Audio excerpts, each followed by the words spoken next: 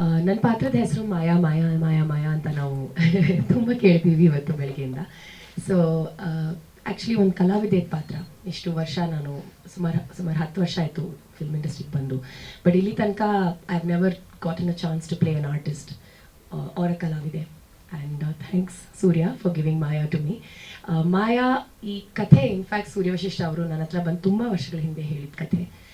ಆ ನಂತರ ಶೂಟ್ ಮಾಡೋ ಅಷ್ಟರಲ್ಲಿ ಕಥೆದ ರೂಪ ಅಲ್ಲ, ಪ್ಯಾಕೇಜಿಂಗ್ ಇದೆಯಲ್ಲ, ನರೇಷನ್ ತುಂಬಾ ಬದಲಾಗಿತ್ತು.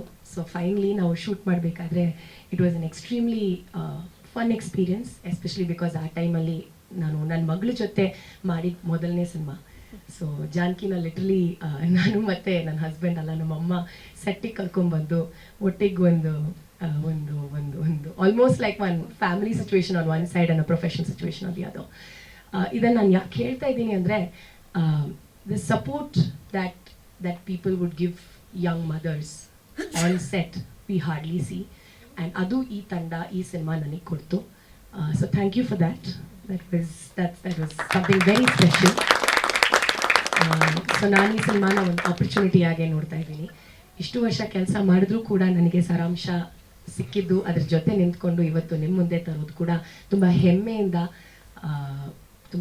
ತುಂಬ ಹೆಮ್ಮೆಯಿಂದ